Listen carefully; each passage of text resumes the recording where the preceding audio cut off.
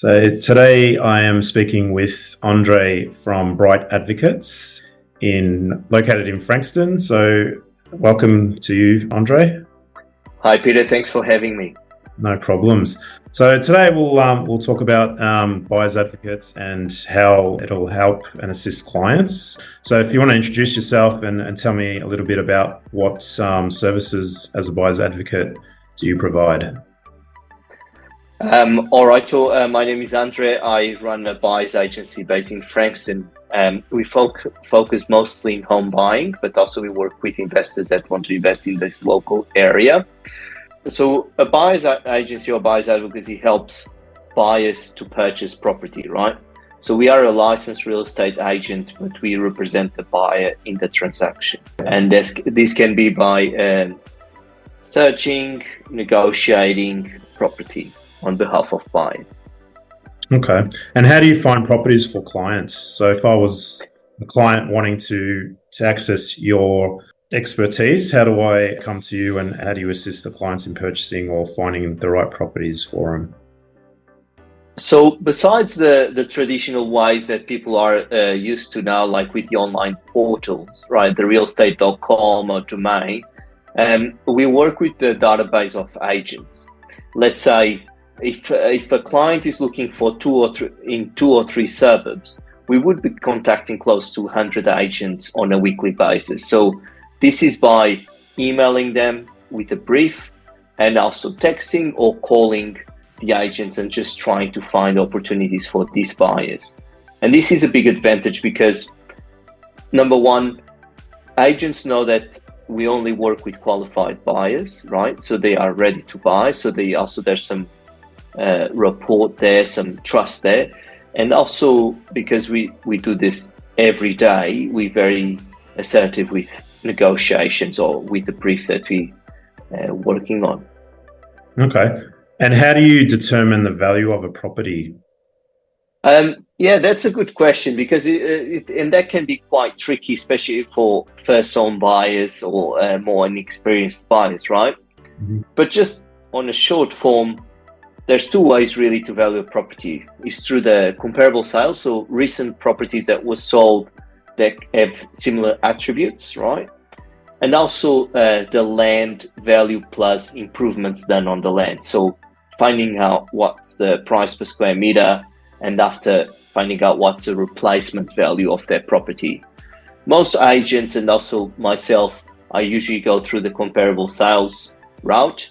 And sometimes when it's a very unique or specific property, we might do that route of finding out the value per square meter plus improvements done on the land.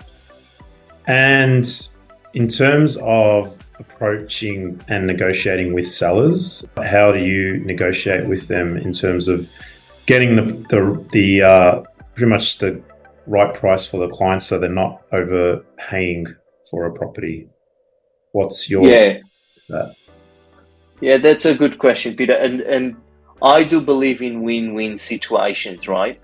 And I don't believe in ripping off a vendor to just like buying something extremely undervalued, because if you do that, there's something wrong with the property, most likely, right?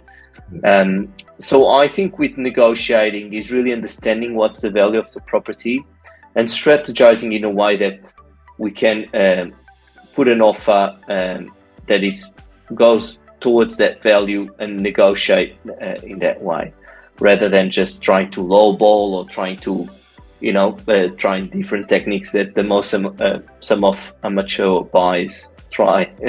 Yeah, that's right. Yeah. So how would you keep your clients informed during their buying process as well? What steps will they expect from a buyer's agent or advocate, and the steps that they will have entrusted in your services?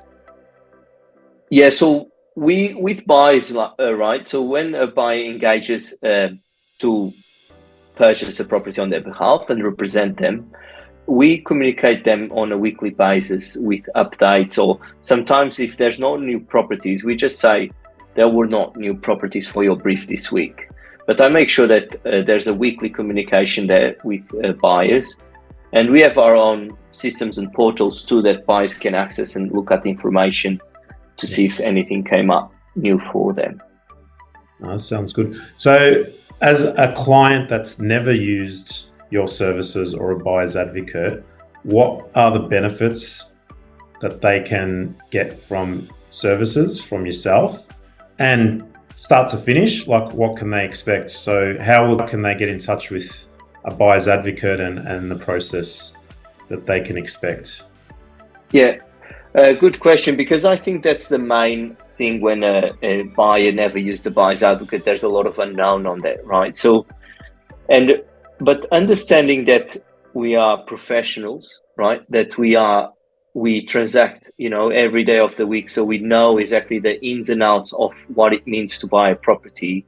Yeah. And we have the systems and process in place to allow a good experience for the buyer, because ultimately that's what we want to provide as a service, is a good experience in the buying process, rather than just being out there, without representation. So we really try to make that experience by communicating promptly, giving more access to properties. That's a big thing, like with off-market and pre-market.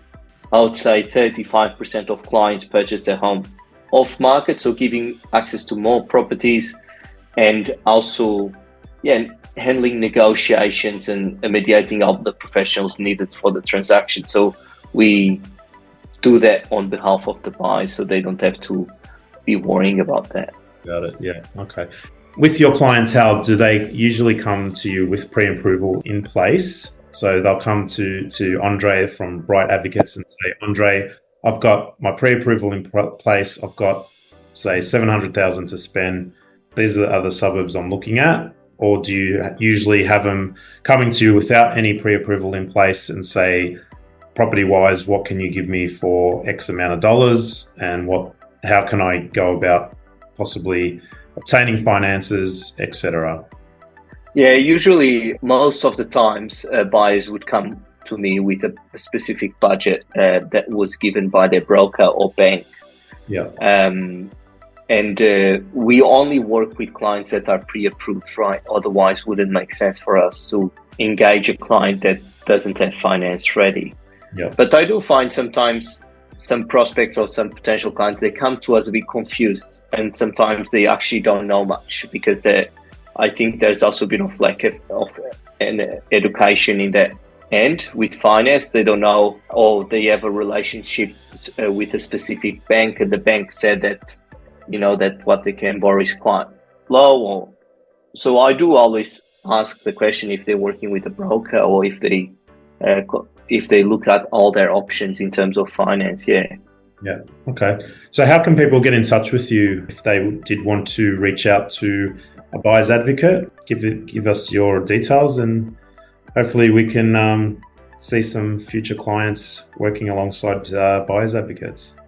Yeah, absolutely, Peter. We'd love that. And people can reach out to me through our website, brightadvocates.com.au, or just reach out by my phone number or email. I think it's so important that clients have the right professionals guiding them and making sure that they have that, even with finance, that they kind of understand where they will be when they'll buy a house, because a lot of people, they just underestimate what it's involved in purchasing a property. Exactly. So it's good to have somebody on their behalf that can guide them.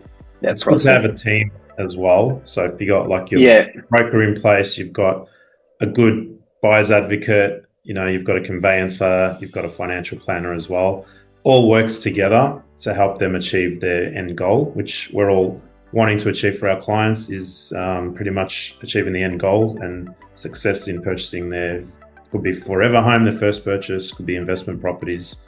So yeah, it's always good to work with a team that clients can trust as well. Yeah, absolutely, Peter. Yeah. No worries. All right. Thank you for your time today, Awesome. Andre. We'll speak Thanks soon. for having me. All right. Appreciate it.